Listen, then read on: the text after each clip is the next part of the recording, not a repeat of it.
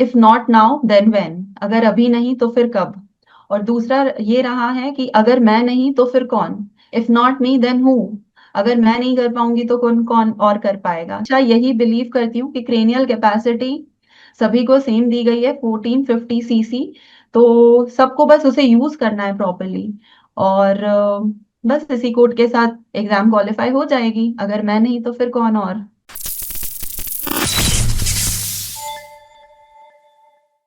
Many congratulations, Miss Farida Johar, for getting the very good rank in the assistant professor exam of MPPAC as assistant professor zoology.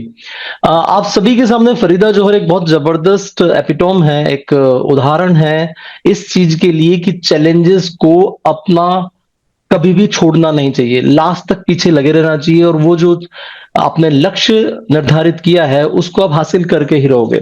मैं फरीदा सबसे पहले आपसे आपकी educational जो journey है, right from the starting 12th graduation PG and then आप teacher भी हैं, ऑनलाइन भी आप पढ़ाती हैं और भी बहुत सारे आपने मुझे अपने बारे में बताया था, तो उन सब के बारे में एक बार सभी को बताएं क्योंकि ये बहुत सारी मोटिवेशन मिलेगी लोगों को कि हाँ भाई साथ साथ काम करने के साथ साथ भी चीजों की प्रिपरेशन की जा सकती है। Yes, Farida, to Thank you. you, sir. Thank you for having me on this platform and giving such a beautiful introduction about me. Thank you very much. So मेरा नाम फरीदा जौहर है और मेरा 10th और 12th सीबीएसई बोर्ड से हुआ है, इंदौर से मेरा स्कूलिंग रहा है। देन उसके बाद मेरा जो ग्रेजुएशन है बीएससी वो होलकर साइंस कॉलेज से मैंने किया है।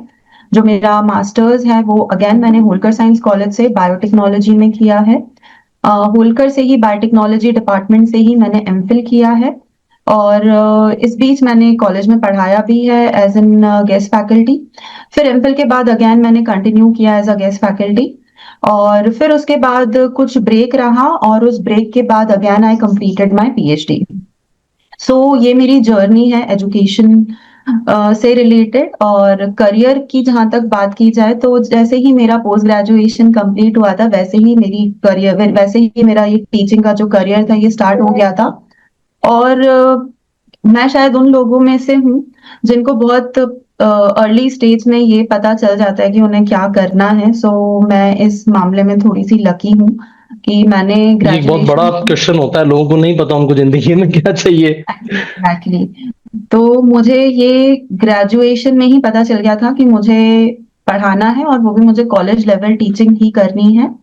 इसके पीछे भी कुछ बैकग्राउंड है कि कैसे क्या मेरा इंटरेस्ट जागा।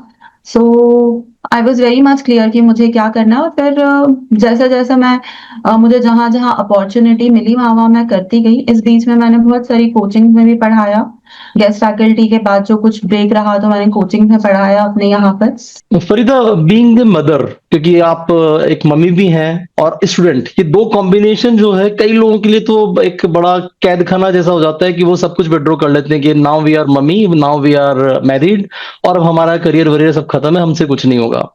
आप एक बहुत बड़ा एग्जाम्पल है इस तरह के चैलेंज के लिए, मैरिड, मदर और फिर आपका जो जैसा आपने मुझे बताया कि आप टीचिंग भी कर रही थी और उसके साथ साथ प्रिपरेशन, ये चैलेंज आपने कैसे क्रॉस किया? ये जो इसको मैं बोलता हूँ यूजुअली आपका कंफर्ट जोन, यानी कि इतनी सारी तरह की परेशानियों से आप निकलकर आपने इतनी बड़ी जंप मारी है, उसके बारे में बताएं, ये सब कुछ मैनेज कैसे किया आपने? अगेन इसमें थोड़ा सा लक फैक्टर पार्टिसिपेट करता है हर किसी की लाइफ में कि आपको एनवायरनमेंट कैसा मिलता है। तो जिस एनवायरनमेंट में मैं थी वहां पर मुझे ये चीज के लिए कभी एक ड्रैगिंग फैक्टर नहीं रहा कि मैं जो करना चाहती हूँ तो मुझे किसी ने रोका हो। हालांकि ये जो कंफर्ट जोन से बाहर निकलने वाली बात है तो मैंने भी मेरा कंफर्ट जोन मेरे घर के जो भी काम थे उसमें कुछ समय के लिए दिया। बट देन वो बाय नेचर ही मैं ऐसी हूँ कि मुझे पढ़ाने में ही सुकून मिलता है। तो वो थोड़ा सा गैप लेने के बाद again I started my career. तो बीइंग अ फीमेल बहुत सारे लोगों को ये इस तरह का ऐसा कंड्यूसिव एनवायरनमेंट नहीं मिलता है, पर वो मुझे मिला। तो अगेन मैं इसमें खुद बट स्टिल जिनको नहीं मिलता उनके लिए आप क्या कहना चाहेंगे, जिनको नहीं मिलता है, क्योंकि ऐसे नहीं सभी आप मिलता ही की है। तरह लकी तो नहीं होते। एग्जैक्टली जिनको नहीं मिलता है उनको कंटिन्यूअसली इस चीज पर लोगों को अपने आसपास कन्विंस करते रहना चाहिए कि मैंने ये मेरा एक ड्रीम देखा है और इस ड्रीम को मैं अचीव करने के लिए मेहनत करना चाहती हूँ, तो थोड़ा सा सपोर्ट अगर लोग करें और ये थोड़ा सा मिल जाए तो जिसका जो भी एम है वो अपनी लाइफ में अचीव कर सकता है। तो बात करने से ही बात बनती है, तो कन्विंस वाला जो फैक्टर है वो नहीं छोड़ना चाहिए और अपना गोल नहीं छोड़ना चाहिए। और कभी भी इस तरह का कुछ होता है तो बहुत ही डीमोटिवेट होके नहीं बैठना चाहिए, कुछ ना कुछ सोच के अपना रास्ता बनाने की कोशिश करना ही चाहिए। फरीदा, आपकी आई गुरु जी आधार इंस्टीट्यूट से जर्नी कैसी रही? क्योंकि आपने हमारे लगभग सारे ही तरह के कोर्सेज ज्वाइन किए थे राइट फ्रॉम द स्टार्टिंग। काफी लंबे समय से आप हमसे जुड़ी हुई हैं, पिछले वाले शायद वैकेंसी में भी आप हमसे जुड़े थे। So how about I Guru ji courses और आपके अपने एक्सपीरियंसेस क्या थे?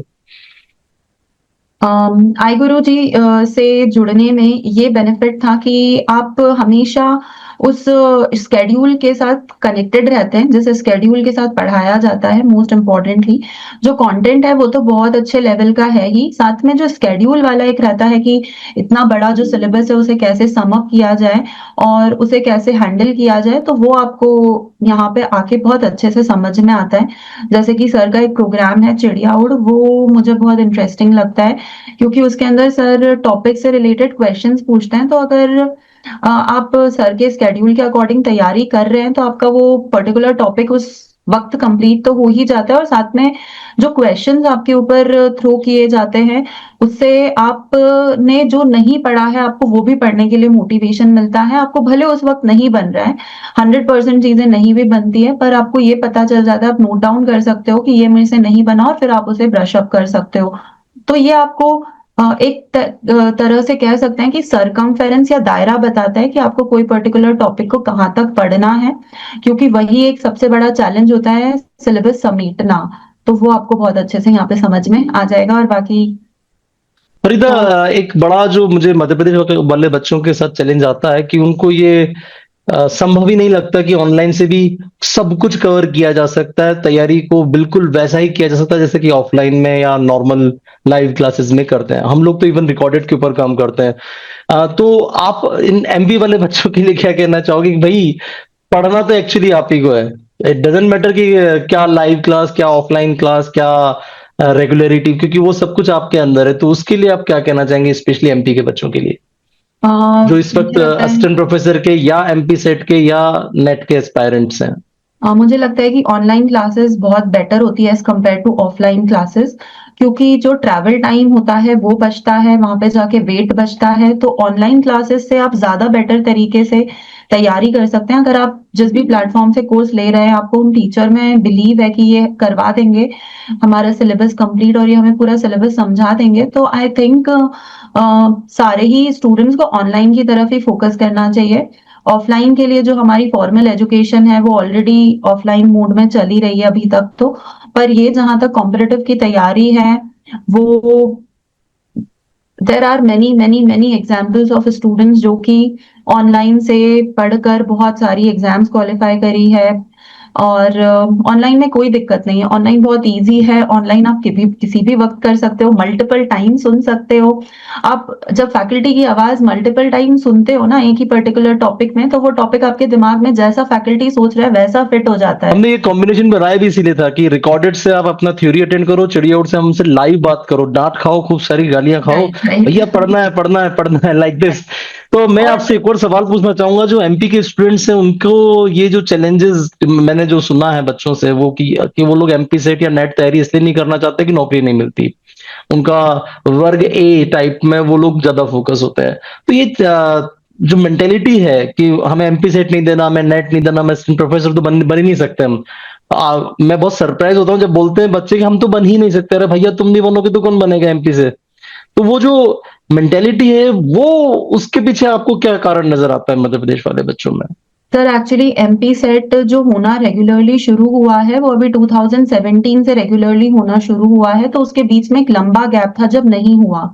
तो उस ड्यूरेशन में ये जब थी ही नहीं एग्जाम, तो एपी की एग्जाम भी नहीं थी, तो इसीलिए स्टूडेंट्स को इसका स्कोप समझ ही नहीं आया। जिनको समझ में आया वो टिके रहे और वो इस वक्त के लिए वेट करते रहे। अब जब वो धीरे धीरे ऐसे एग्जाम्पल्स देखेंगे कि लोगों का सिलेक्शन हुआ है, तो वो अपने आप मोटिवेट होंगे। और ऐसा नहीं हो सकता है तो कोई ना कोई तो करता ही है। सो ये हाँ, कभी भी ये नहीं सोचना है कि हम नहीं कर सकते हैं, बिकॉज अगर कोई और कर रहा है तो हम भी कर सकते हैं। हम सबके पास सेम क्रेनियल कैपेसिटी है, इट्स जस्ट कि हमें उसे यूज करना है प्रॉपरली। एक और बड़ा प्रॉब्लम मुझे मध्य प्रदेश के बच्चों के साथ आता है, वो होता है उनको मीडियम को लेके बड़ी इंफीरियरिटी होती है कि हम हिंदी मीडियम में हमारा कुछ नहीं हो सकता। आई गुरु जी में आपका क्या एक्सपीरियंस रहा? क्योंकि आप वैसे तो आप ठीक है इंग्लिश मीडियम थे, but what we use is something mix जो कि सभी बच्चे समझ सकते हैं। तो what is your like message to them, Hindi medium students specially? Sir जिस तरह से पढ़ाते हैं, तो उससे आपका हिंदी मीडियम हो या इंग्लिश मीडियम हो, आपको वो कभी एक जो कहते हैं ना बाउंड्री, वो पता ही नहीं चलेगी कि आप हिंदी में हो या आप इंग्लिश में हो। और अगर आप एमपी के लिए तैयार कर रहे हो या नॉर्दर्न स्टेट्स के लिए, कहीं के लिए भी तैयार कर रहे हो जहाँ पे हिंदी चलती है, तो आपको हिंदी तो आना ही चाहिए। मतलब मैं इंग्लिश मीडियम वालों से रिक्वेस्ट करना चाहूंगी कि वो हिंदी समझने की कोशिश करें, क्योंकि आपने इंग्लिश तो समझ ही ली है। अगर आप वही टर्मिनोलॉजीज हिंदी में भी समझ लोगे तो कोई दिक्कत नहीं है। क्योंकि और फाइनली सरकारी कॉलेज में तो हिंदी मीडियम वालों को ही फेस करना है आपको। राइट, एग्जैक्टली, तो हिंदी को आप इम्पोर्टेंस दे सकते हो। और जहां तक हिंदी मीडियम वालों का सवाल है, तो वो बिल्कुल भी ये सोच के डिप्रेस्ड ना हो कि इंग्लिश मीडियम वाला है, मैं उसके सामने कैसे खड़ा रहूंगा। क्योंकि इंग्लिश और हिंदी का बैरियर हमें पहले ही बता दिया गया था 11th में जब बायो लिया था, कि अब तुम्हें स्पेलिंग कितनी भी गलत लिखो उससे मार्क्स कट नहीं होंगे।